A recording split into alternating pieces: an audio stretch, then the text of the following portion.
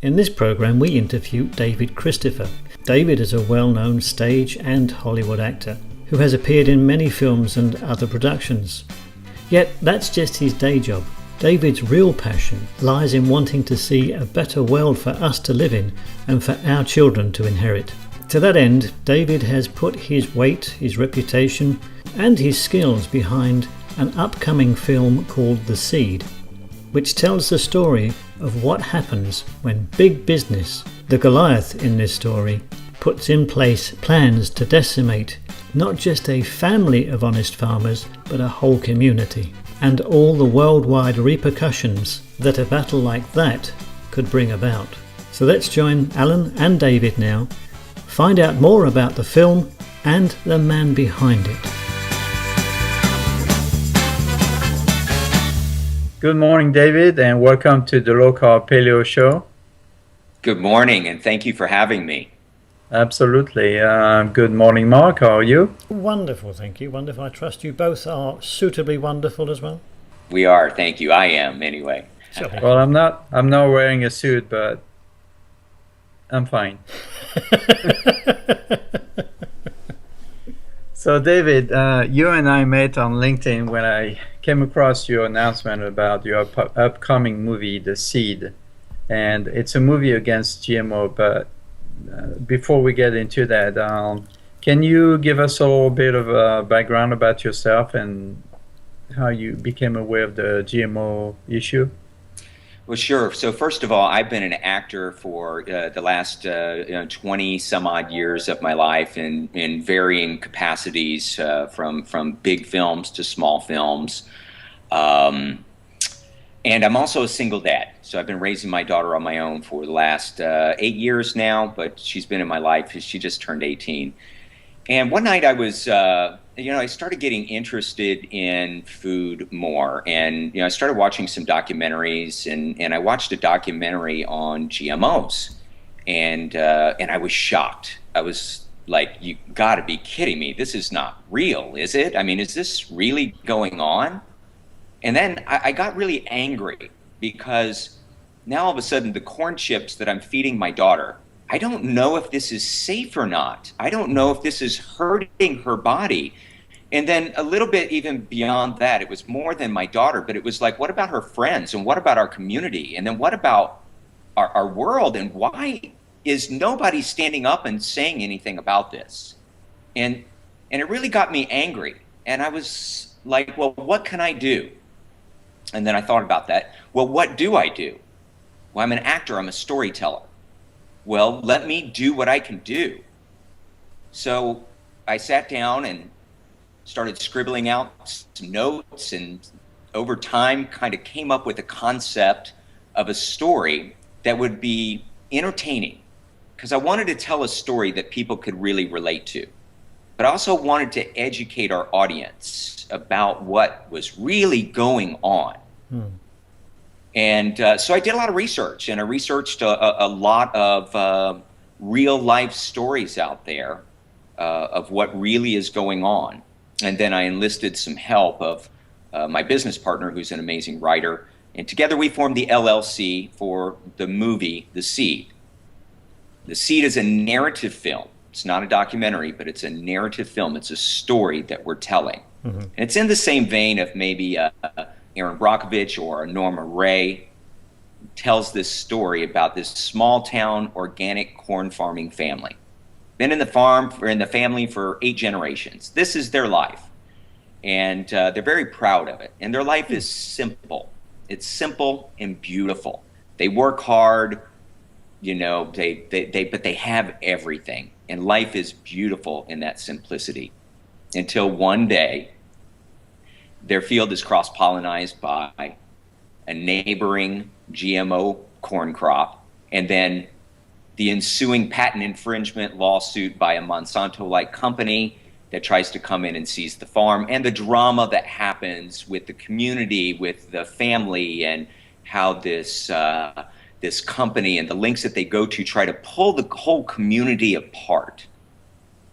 And really, it's a story about family, about faith, about perseverance during hard times, and how beautiful and simple life is when you slow down. Meanwhile, the backstory of all of this is, we're going to educate the audience about what a GMO is, what the links that these companies go to, and actually what's going on. So we're really excited about our project, super excited about it. Yes, it sounds like it. So how would it be different than, for example, the one that's called GMO, Oh My God, or the another upcoming movie called Cento, as in Monsanto?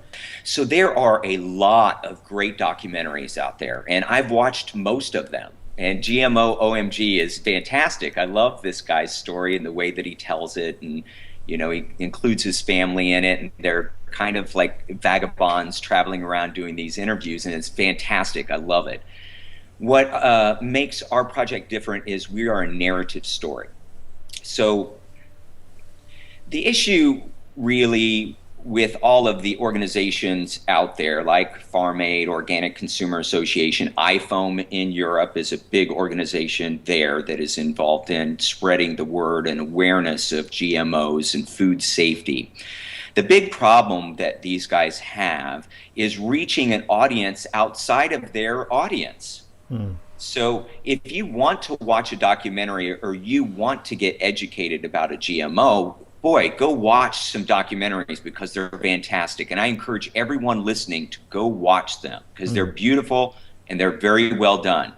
However, that's just a very small part of the population out there. So what is the general mass of our society? How do we reach them, right? How do we get them to go, oh, the way to do that is through entertainment, and it's through the power of story. Yeah.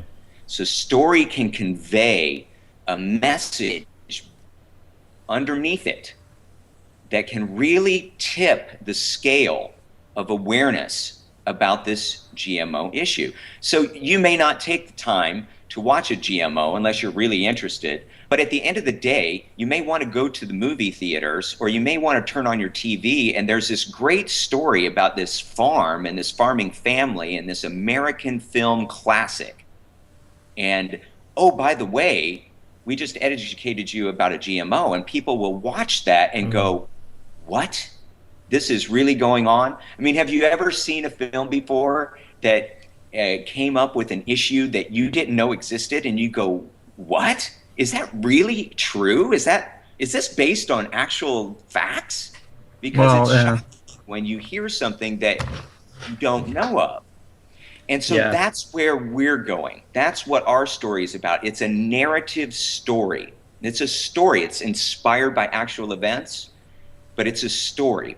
And through this story, we'll educate our audience about what a GMO is, but we're going to entertain them with this beautiful story about family, faith, and perseverance through hard times, and the simplicity and beauty of life. Yeah, kind of like was the story of the Erin Brockovich? What was the movie? Erin Brockovich is a great example of what we'd like to do, for sure. Yeah, take an issue and expose the human side of it and how it affects all of us and then touches us. I mean, this movie was not only fantastic, but also a great seller on the general public. They could connect with the issue as well as the people. So I think it's a great idea. There's actually been several successful films like that. Matt Damon did a film recently called Promised Land that had to do with fracking. And really brought some of that issue to light and really humanized it. And our film has been compared to Promised Land. As a matter of fact, Farm Aid, which has been a big supporter of our film, has compared Promised Land to our film, saying that what Promised Land did for fracking, our film, Deceit, will do for GMOs. So it's really an opportunity to reach an audience that doesn't know that this issue exists out there, and then our hope is that creates a conversation, right? Just let's start talking about it. Why can we not talk about labeling Why does it seem like things are dictated to us? Why can't we all sit down and go, wait a second, what's going on here? And have a debate. Yeah. Let's start there and see what happens. Yeah, yeah. I understand you're the lead actor, and who is the director in the movie, of this movie? The director is my business partner, Charlie Weidman. So I took the concept to my partner, Charlie. Charlie is an amazing screenwriter and amazing director, and we've collaborated and been business partners formally for the last 2 years, but we've been working together for the last 4 or 5 years. And there's no person that I would trust this story to more than Charlie. He has taken my concept and ideas and turned them into this beautiful story about love and about family and about beauty. But it's also about the issue and how we should be pissed off right now about what's going on. Right. So I'm excited to have him a part of this. There's nobody in the world that's going to direct this film other than Charlie Weidman. He is the director. He has such a vision and such an eye for storytelling that I would never want anybody else to touch this but him. Good, good. Do you have a location yet? Well, right now we don't, but we do have some organic corn farming families here in Hutto, Texas. Hutto is about 45 minutes north of Austin, and it is an organic corn farming community. All right. We have made some contact with some farmers there who are very interested in helping us, not only with locations and farm equipment and what have you, but we're actually going out next weekend to sit in the fields around some pickup trucks and talk to these guys and interview them on camera about what it's like for them as real Texas organic corn farming families. What is it like for them really? So not a story anymore, but we're going to get into the real thing. And what does it mean for these guys about GMOs really? And what happens to them really? And what are their real thoughts about this? Yeah. So we're super excited about this. And then what we'll do with all of these images and these videos is we'll include all of this into our social media for, our film and some of our promotions as we move forward and we start gathering our funding. Yeah. And I'm sure that's going to give some color to your story as well. So you want to keep it local. That's good. Absolutely. Well, this is a Texas story. And as much as we want to include Texas, that has been our intent all along. Serendipity comes in, and sometimes you have to follow serendipity. And I met a wonderful person named Tamara Swindell, and she lives in Hutto, Texas, and her family are organic corn farming farmers, and they've had it in their family for 5 generations. And I happened to meet her at a cocktail party, and we started talking, and the similarities between our story and her life were shocking. So we got together, and she is the one that introduced us to everyone in Hutto, Texas, and all the corn farming families, and the cemeteries that are there with the great-great-grandpa that started the farm, and they're buried on this land. This land is precious to them. This is their life.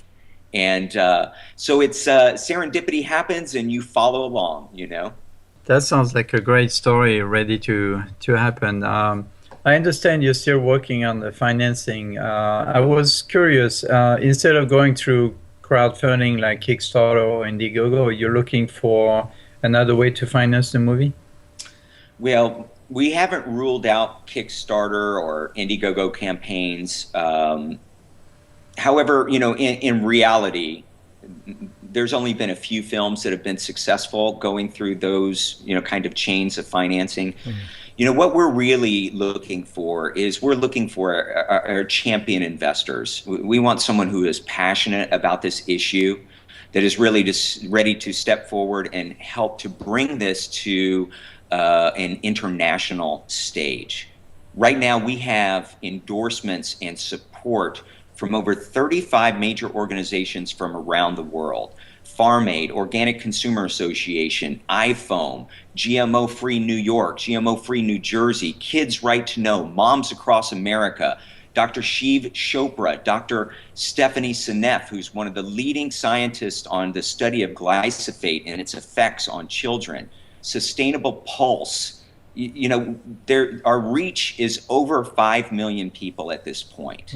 So what we want to do is we want to build up such a coalition of people that I'd love to have 10 million people of a reach. And at some point, there's going to come the tipping point where it's just going to become a no-brainer. When I have all these organizations and all of the people that support them all supporting our film, wanting this story to be told, because they see the value of a narrative story reaching mainstream consciousness so that we can create a tipping point. And oh, by the way, we're going to entertain you with this amazing story of this family and this love and this beauty.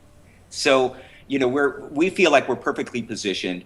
We're just waiting for our right investor to come along. We're in front of one right now that may be that one. We have to be careful. Our story is important, and there may be a lot of people who would like to not see this story come to the light of day, right? Especially with all the support that we have. So it's very important for us to keep control of our story. We want to keep control of the distribution of our story to make sure that we actually can get it out to market once the film is done, and that somebody doesn't buy it up and shelve it. And so we have to be careful, and so it's a process, and it takes time. And if it were up to me, we'd be ready and shooting tomorrow. Right. I was as you were speaking, I was wondering about this. Aren't you afraid that some powerful corporation will want to stop that project, one way or another? Afraid is the wrong word. If I was afraid, I would have never embarked on this at all. You have to be fearless when you want to be the little guy standing up, when you want to tell a story about the David versus Goliath story. You have to become David at that point, and you personally have to be ready to stand up against Goliath. And we've already been told that we are on the radar, so to speak, of certain organizations that would love to see this not happen. We've had some threatening emails and threatening communications already. And that's fine. That is just going to come with the territory. But I believe in my heart that what I am doing and what my business partner and I are doing is what needs to be done. Someone must stand up and say something and do something. And no matter what it is, I encourage everyone to do it. Yeah. Whether it's just Indeed. going to your local farmer's market and buying organic local. If that's all you can do, please do it. You can donate $5 to someone. If you're involved, if there's a march going on, go to a march. I tell stories. I make movies. That's what I do. That's what I'm doing. I would challenge everyone, what are you doing? And please, if you're not doing anything, come join us. Come help us do what we're doing so we can actually create some change. It's our children. It's our children. It's my child. It's your children. And if we don't do something about this, it's all of our health and our safety is at risk here. And I think that's an important story worth standing up and fighting for. Indeed. And you have the right name for it, David. Absolutely. No accident there. Yeah, I can hear the passion in your voice. Absolutely. So, this show is about food. So let's talk about food a little bit. What is your current diet? Can you tell us about it? I've been an actor for 20 plus years now. So taking care of my body has always been a really big thing for me. I exercise every single day. As a matter of fact, without it, I'm not sure what I would do. I'd probably explode. I have a lot of energy. Food-wise, I've always been really, really conscious about what I eat. So for me, it's mostly fruits and vegetables and lean proteins. I really try to keep my carbohydrates really low. I find that my body feels better when I'm not eating a lot of complex carbohydrates. Breads and pastas and those kinds of things don't feel good in my body, and it feels like it slows me down. So I tend to eat just really lean proteins, and I take some supplements, and I drink a lot of water. And I keep not a whole lot of alcohol or caffeine or anything like that. So I tend to keep really, really, really clean.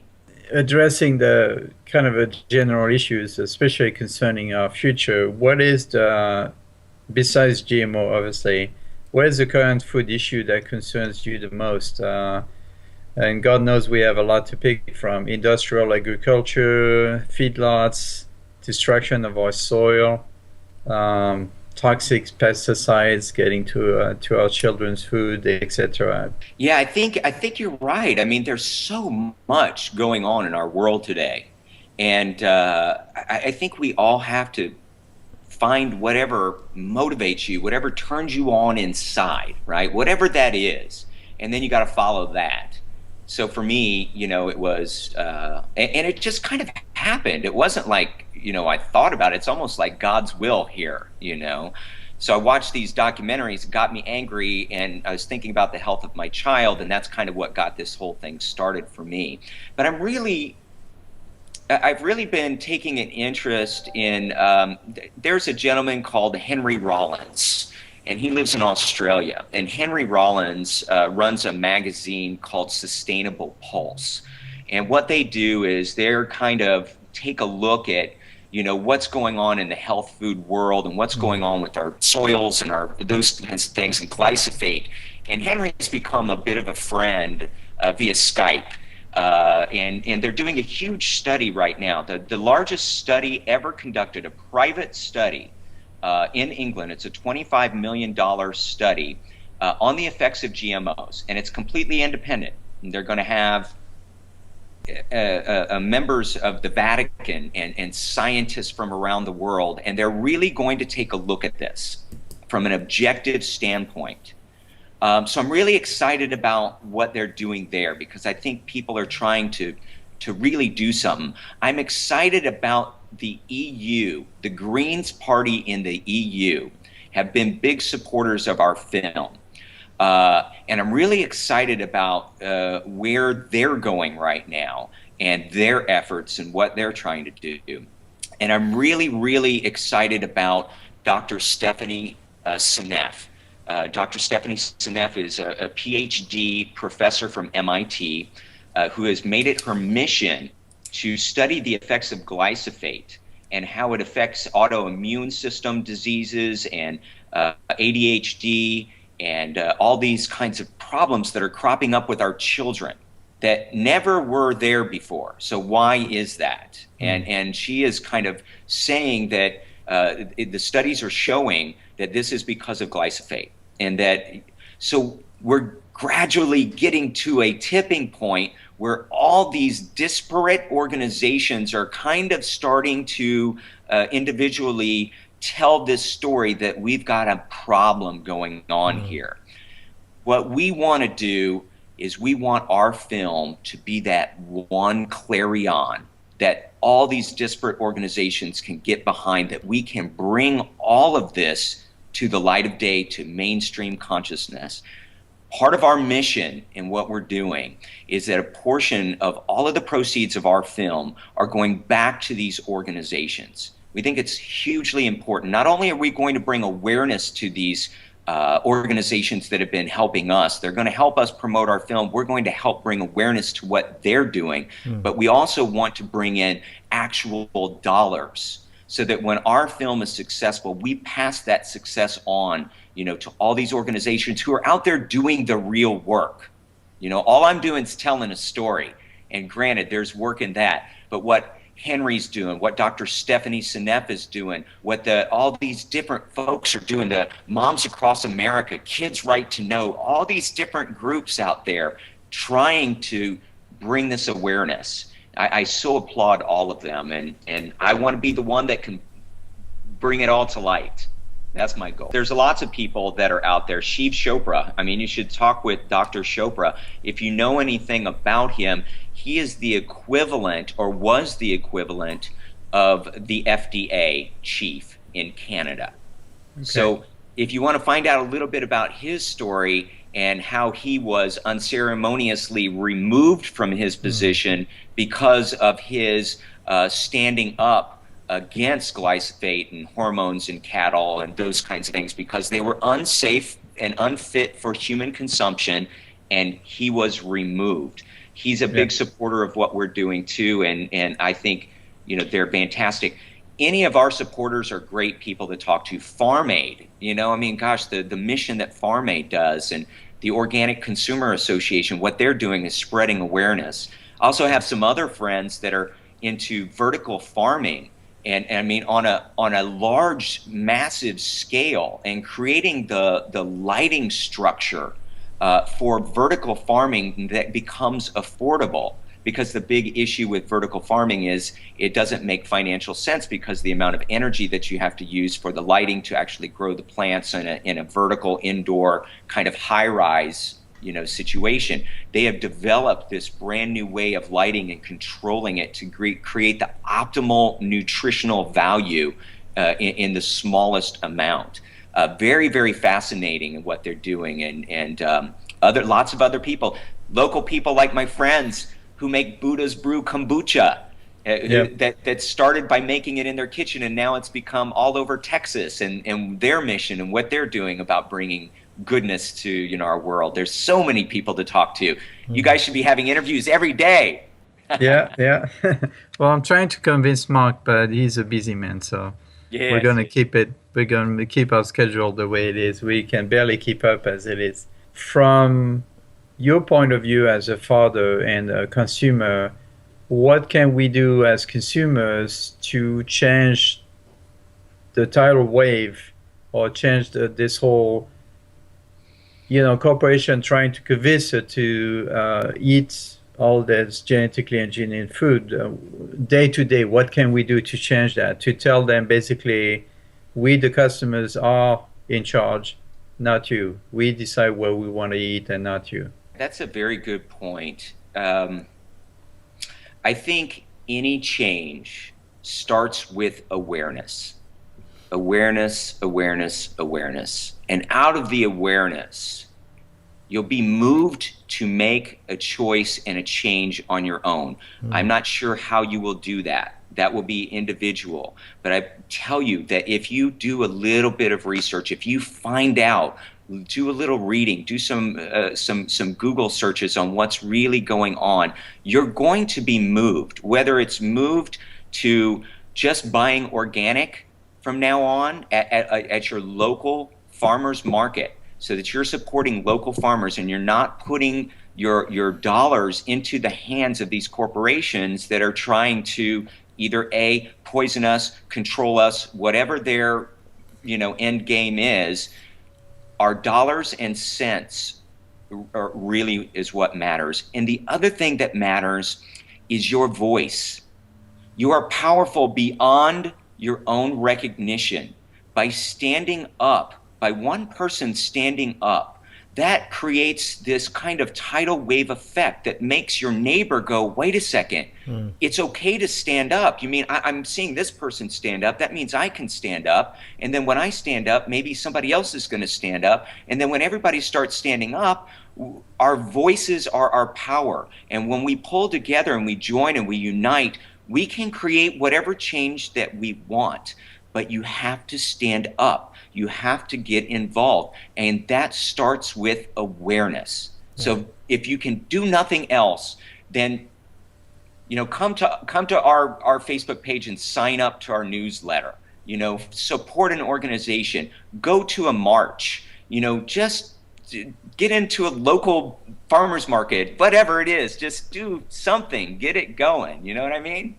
And obviously, it's one of your goals to educate the people, and that's what Mark and I are trying to do: is education, get the word out, get more and more people exposed to these situations, so that we give you the power to change things with your shopping, your family, your neighborhood, your church, whatever, and the waves will grow. I do believe that eventually, if we get the word out, the more people get aware of that situation, uh, the more people realize we have the power to change things as individuals. I agree with you. It's time to wake up now and step into our own power and to create the world that we would like to see. And we have that power. Just don't be seduced by, your television or what your radio is telling you. Turn it off, watch good, healthy things, feed your body good, healthy things, read good, healthy things, spend time in nature, drink water, enjoy life. And there's something inherent in this simplicity, this beauty that life is there, that once we realize in our own beauty that somehow these people or these organizations are trying to destroy this beauty, if you can't stand up for love and beauty and fight for that, then what is our lives really about? I mean, how much more crap do we need in our homes? Let's get rid of all that stuff. Simplify your life. Life is so beautiful, and it feels like I see so many people wasting it. And anyway, I just want to do my part by telling a great, entertaining story. People are going to really enjoy the family and what this family goes through. And then we're also going to tell you about, about what's really going on with GMOs on the back end. Recently, I was watching another movie about food. There seems to be an obsession with me, food and health. Imagine that. Yeah, I know. It's called Fed Up, FEDUP, and it's now recent. It's a few years old, but it's still exactly on point with what we're talking about. What shocked me was to discover that the industrial agriculture, as it is now and as it is pushed onto us, actually only has a 14% return, from what you plant and what you collect at the end, compared to an organic farm that has a 50 to 60% return, from what they plant to what they grow and collect. So the whole concept of industrial agriculture doesn't seem to be a valid concept. I agree with you. And the other thing too is, with this industrialization and this commercialization of everything, people have lost a little bit of touch with dirt, and there's a kind of this little renaissance that I notice with a lot of people. Maybe it's here in Austin, but I notice it in North Carolina with my friends there and some other states, where people are starting their own gardens and they're doing raising their own food, and it is because I think that people have been stuck in cubes, working all day long, doing this job for someone else to make all this money, but then they get home and they don't feel good, or they feel unhealthy, or they don't feel uninspired, or they have no, joy in their lives because they feel like a slave. That they say, what, screw that, I'm going to go work at this farm. And then they go to work here at this farm and they go, oh my God, maybe I don't have as much money as I did, but my quality of life has just shot through the roof. I'm so happy right now. You're digging in the dirt. You're actually creating something. You're doing something of tremendous value. You're producing things that feed people. And so I see some of my friends moving in that direction, and I'm so excited that to do that and to be a part of that. Austin, Texas is just starting a free park where they're growing all fruits and vegetables that will be available for anybody who wants it. And so think about, besides organic farms that we have, but think about if we had a society that was really dedicated to doing this. How much parkland is there? So instead of manicuring it all with these beautiful lawns, let's turn it into something that actually produces and feeds people. I mean, why not? Turn golf courses into gardens. Absolutely. instead of wasting all that water onto golf courses, let's grow some food. Let's grow some food. People need it. We have a lot of hungry Yeah. people in this country and really in the world, and there's no reason for it. There's no reason for it. We have the capacity to feed everyone. Speaking of which, there's a great organization in Austin called the Sustainable Food Center. I'm sure you're aware of it. I'm not. You're not? Oh, wow. No. You need to go and visit them. They have a brand new campus, brand new building with gardens and everything. And what they do is they educate people on the whole sides of the food issue. That is, they can teach you how to start your own garden, how to then cook fresh food. They do cooking classes. I mean, they do an amazing work educating people into being self-sustainable, or at least, eat good quality food. I've been working a little bit with them in the past, and I'm very impressed with what they're doing locally. Actually, they are the organization that organize 2 or 3 of the farmers market in town, the one downtown, the one at the Triangle, and I believe the one south as well. At Sunset Valley? Sunset Valley, yeah. I think those 3 farmers market are were created and supported and managed by the Sustainable Food Center. I go out there and take a look at those guys. That Yeah, sounds yeah. fantastic. I mean, they at each market they have a booth where you can get all sorts of information. They have a campus you can go visit. You can take their cooking classes. You can take their gardening classes. I mean, and it's primarily focused on low-income families, but anyone can go. I mean, I went there and I observed what they were doing, and Is there a facility in East Austin? yes, it is. Yeah, They're right the- next to the ACC campus on near LMK. So that is my friend who does the vertical farming. Right. His business is called Hungry Planet, and he has a program to feed 9 billion people with vertical farming. He's the one that is working on the lighting and has developed an LED lighting that actually is really inexpensive but is highly productive for the nutrients of the planet, the plants.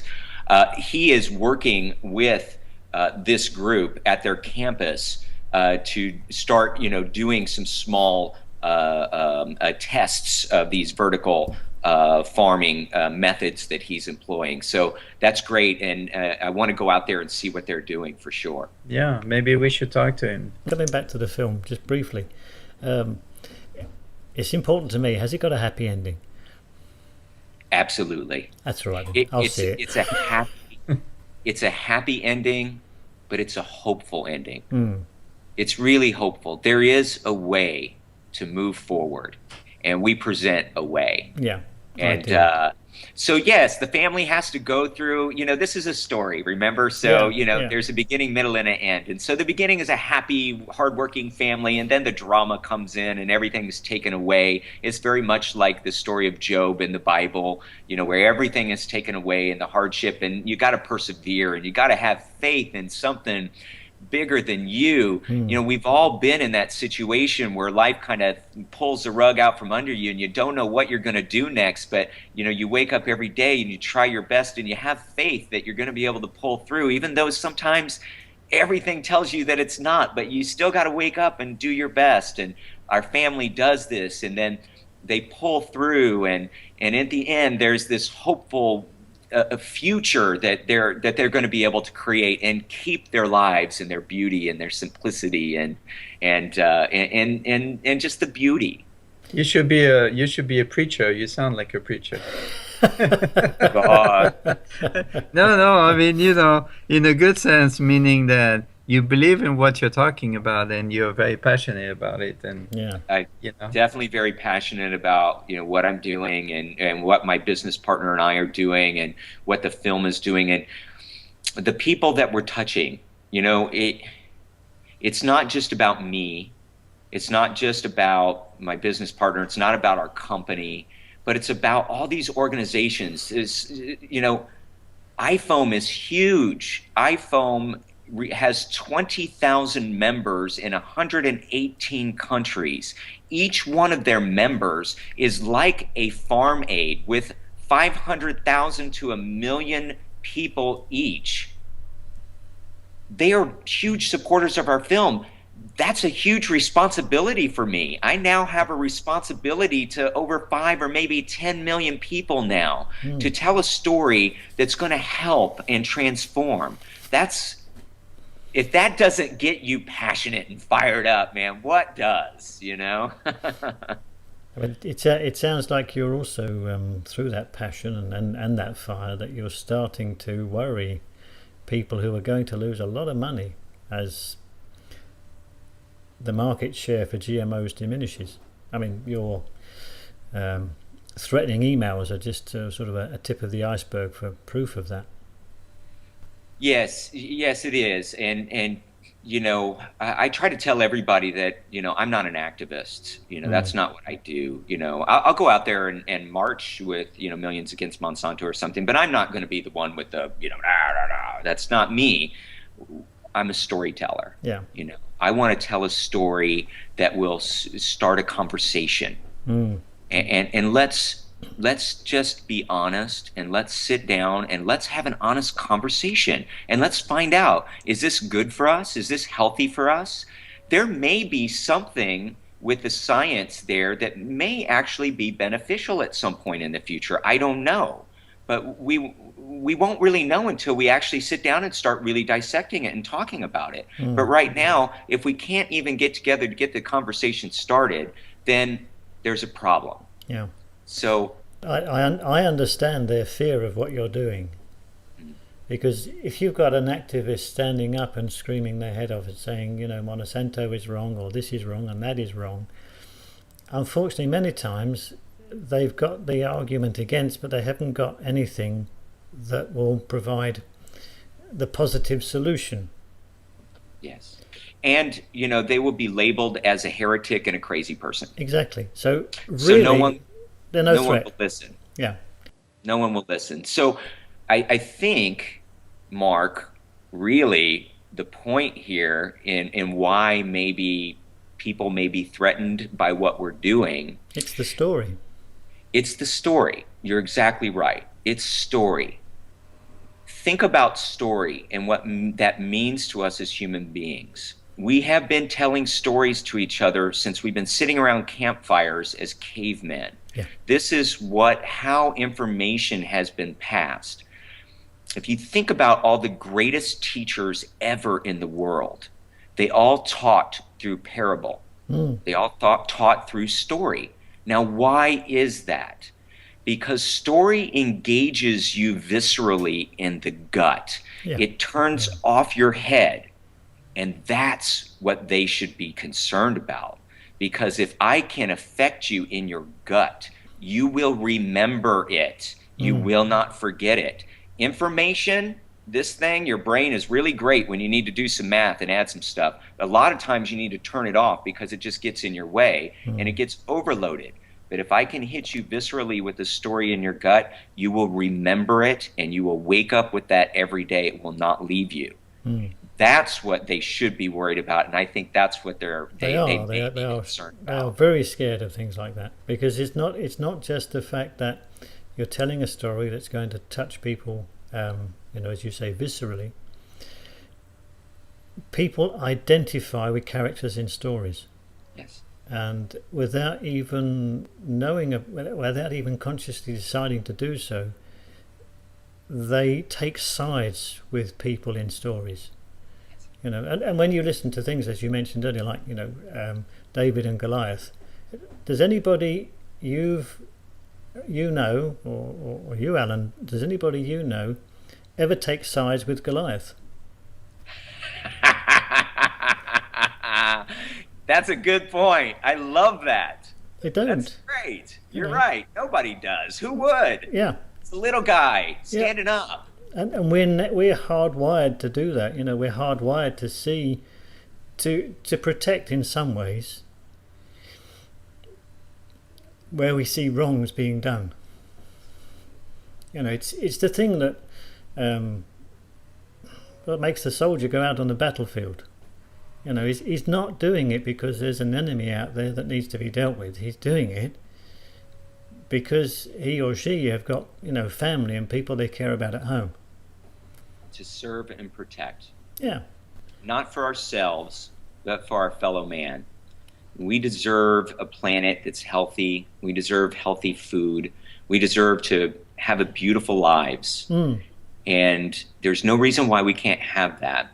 And so that's what we want our story to be able to tell, is to remind people that life is beautiful and that you can make a difference out there. And if I have to be a David in my own way to fight Goliath, then I'll do it. I encourage you all to be, whoever's listening, to be the David in your world standing up against the Goliath, because then we'll have, you know, all of these Davids that aren't afraid anymore. And then they can't hurt us anymore when you don't have fear. You just can't be hurt anymore when there's no more fear. Isn't it interesting that all these companies that are doing genetically engineered, they're all really, most importantly, they're all chemical companies. Yeah. Right?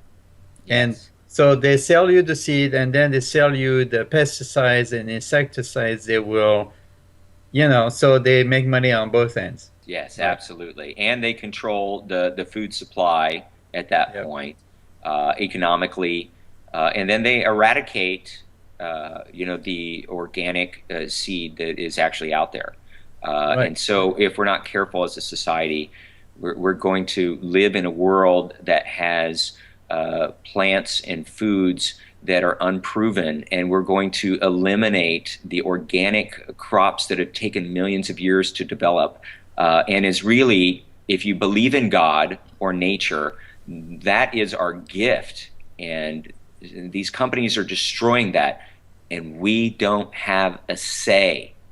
Everybody out there should be standing up and saying, I'm pissed, I'm mad as hell, I'm not going to take it anymore, and do something about it, because this is your future, your children's future, the future of humanity, the future of food safety. You know, actually, we are being distracted by all these conflicts everywhere in the world, but I think the more important war that we are facing right now is the war between these companies, these huge conglomerates, against the organic or local healthy food.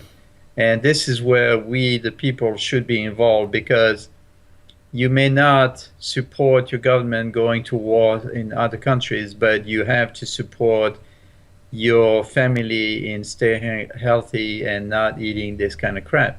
I agree. Absolutely. Absolutely. So how do you do that? You know, you bring up a really, really great point.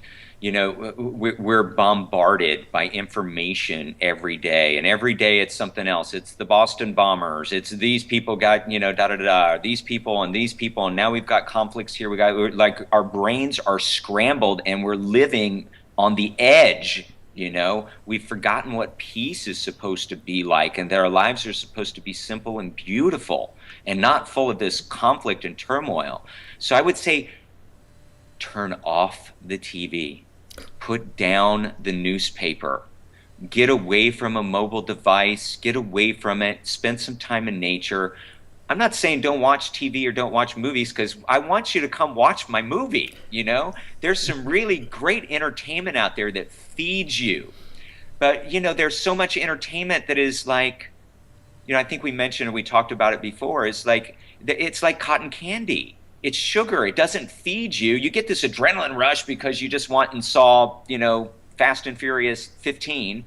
But it didn't feed you. You got an adrenaline rush. But then, you know, I want films that you go home and you talk about, and you go, oh my gosh, did you see that? And what was that like? And it feeds you. It makes you better somehow, or it makes you ask questions. That's what cinema, and that's what story is supposed to do, is to help you become more rounded, better, enlightened, if you will.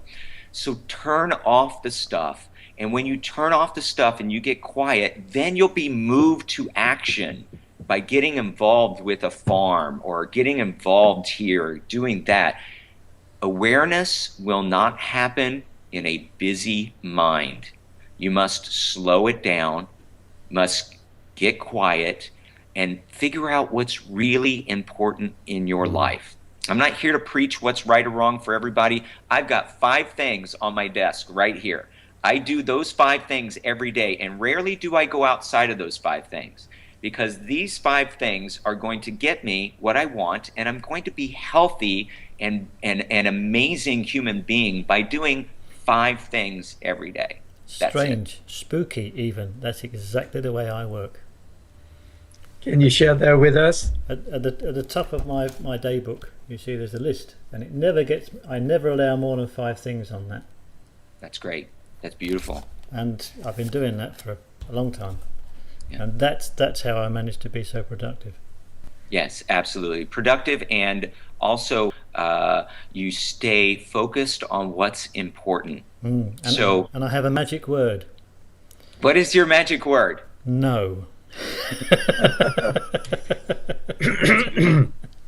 That's good. You have to say no to things that aren't what you were put on the earth to do.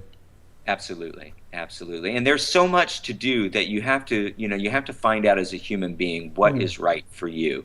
What's right for me and what's right for you might be 2 different things, but you have to find out what that is, and then dedicate yourself to doing those things. You had mentioned, what my 5 things were, and it's really simple. It's consciousness, whatever you want to call that. If you want to call that God or nature or whatever you want to call that. That's number 1, because without that, I'm lost. You're for me, without making that number 1 in my life, then everything else gets muddled and confused. The second thing is my daughter. My daughter is I've been a single dad for a long time, and my daughter's everything to me, and so she comes number 2, and consciousness is really myself as God working through me, so I have to keep that number 1. My daughter's number 2. My creative work is number 3. What I'm doing creatively, not your day job money thing. That's way down the list. You got to do that, to pay the bills, unfortunately. But your creative work, what turns you on? What's your passion? What do you want to do with your life, and do it, even if you're just doing it for free. Just go do it. Create some art, or I don't care what it is, but have that thing. And number 4 is relationships.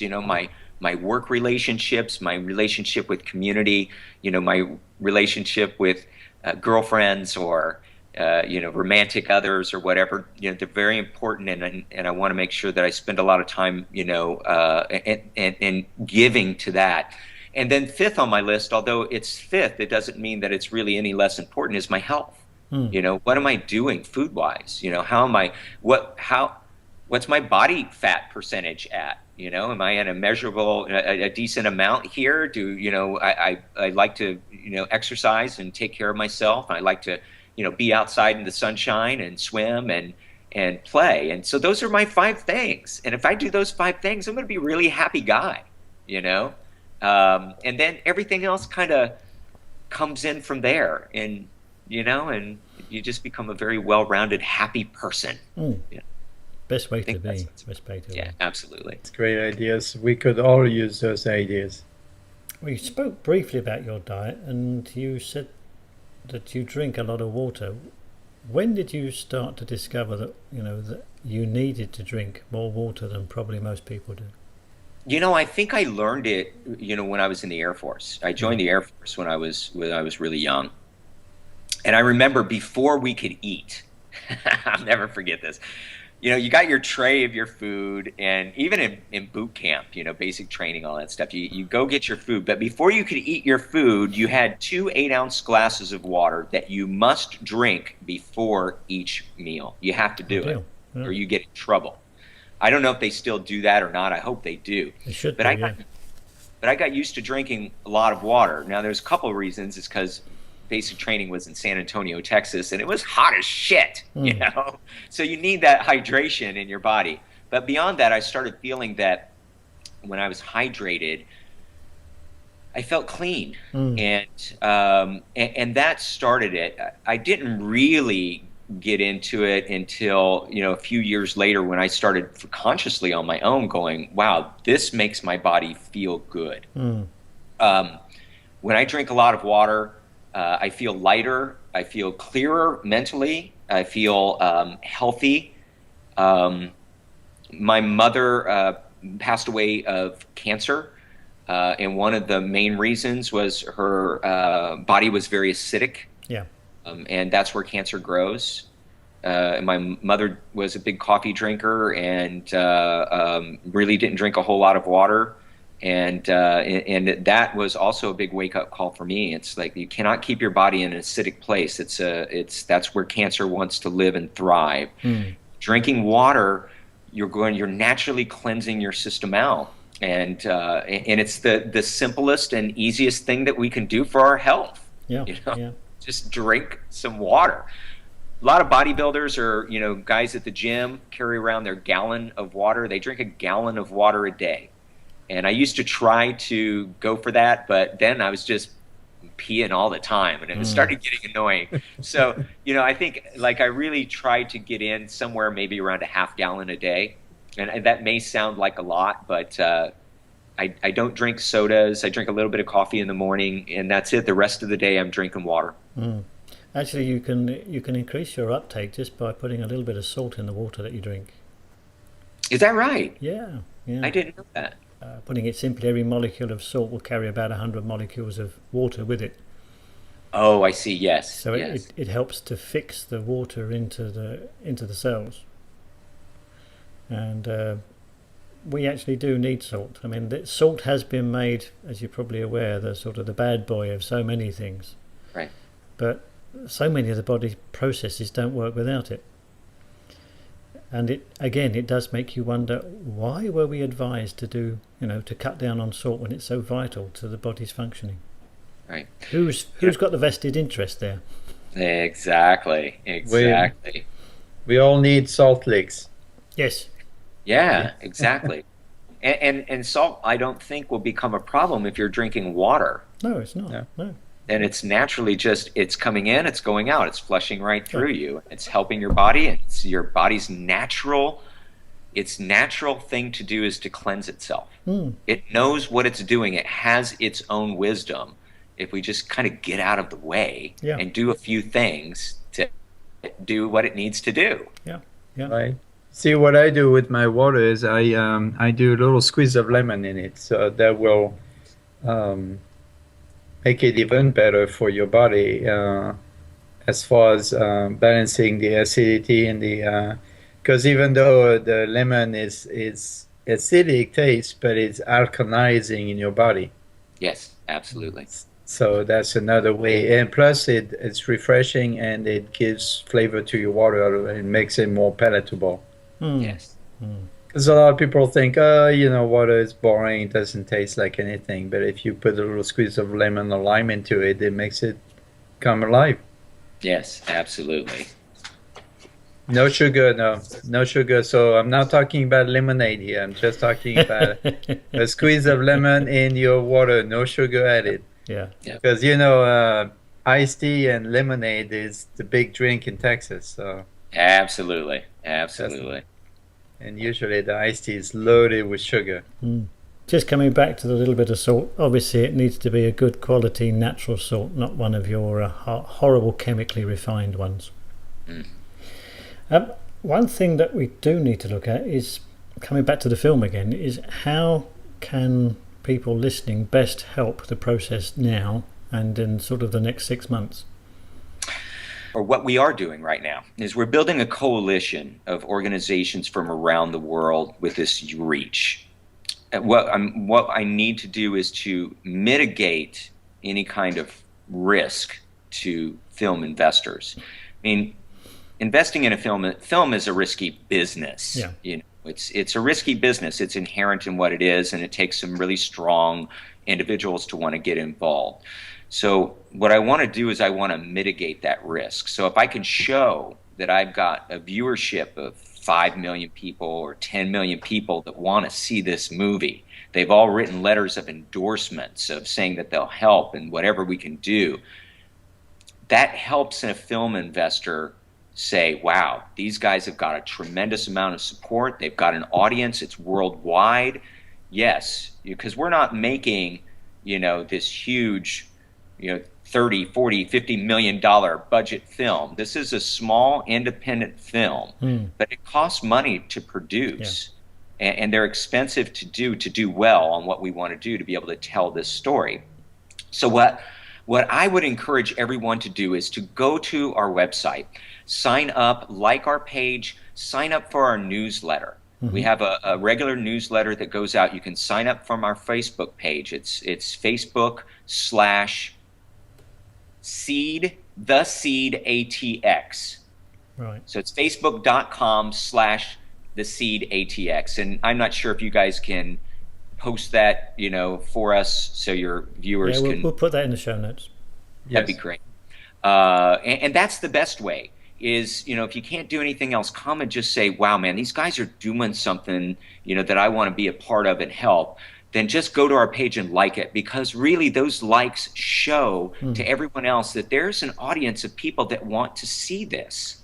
And that will help us get our fundraising and our investors to jump on board. We need some champion investors that aren't afraid to take on this fight, because it's going to be a little bit of a road, but they're out there, and we're speaking to some now that are ready, I think, maybe for taking this challenge on. So we're excited. Excellent. So it's the Facebook page / the Seed ATX. Do you have a website as well?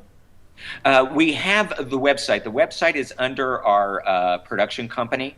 You can find out the information on our the film there, but we have a lot of other things that we're doing too. We have some other films in development, some other things that we're doing as well, and you can find that at Roughhausen. It's Roughhouse Productions, but it's www.roughhausen.com. Okay. So it's HOUSIN.com, and I'll get you that information so you can post that too. But that basically has its own page underneath there with our film. Super. The Facebook page has everything there. I am on your Facebook page, and by the way, I liked it. And as in clicked on like, and then also I've noticed there's a little additional box here on the left of that says sign up. So you click on that, and it's going to take you directly to the website to sign up for the email list. Absolutely. We just added that. That's a new feature from Facebook, and that's very, very helpful. So if anybody wants to sign up to the mailing list, you can like our page and click that button, and it'll take you right there. You just fill out a little form with your information, and that's all it is, and then you can get on our mailing list. We'd really appreciate having you guys on board and helping us with what we're doing so that we can help you. Ideal. Now, on a personal side, do you do talks? Do you do presentations and things like that? I haven't, but I am open to doing that and would welcome the opportunity. Most of my pitches, so to speak, would come with investors or people who are interested in the film, but I think it's time now. To start stepping out on a little bit of a bigger stage. And I think life is presenting that to me as we speak, even with this interview. This is an opportunity for me to talk about what I love and what I'm so passionate about and what my life is about, and for people to hear that. And maybe some way, we can move enough people to get involved. And that's my hope. But no, up until this point, I haven't done a whole lot of, public speaking with it, but I'm an actor, so that's easy. Yes. Super job. Well, it's been fascinating chatting with you. Well, thank you, Mark. It was a pleasure talking with you too. That's the fun of doing this show. We meet so many interesting people. It's just fun doing it. Just seeing the passion of all the people we talk to about different aspects of food and health. So thank you for being with us. Well, thank you all so much for having me, and thank you for what you're doing and the service that you're doing for the community. And please keep it up. It's just every little bit that we can do. Just one person doing one thing is enough to spur someone else to want to do something. And I'm telling you, if all of us get together and we start doing it, man, we can really create some change. Yeah, and hopefully when the movie's out or before, we'd like to have you back so we can talk about it some more. Oh boy, that's going to be exciting because Yeah. I'm really excited about our cast and who we're going to bring aboard and who we actually get, and by then I can tell you all the behind the scenes stories of what happened when we were on set and all the fun Right. stuff. So in closing, thank you again, David, for being on the Low Carb Paleo Show. And as we say in Texas, à votre santé, y'all. Yes. Well, guys, thank you so much. It was a pleasure being with you today. Thank you for the invitation. I really appreciate it.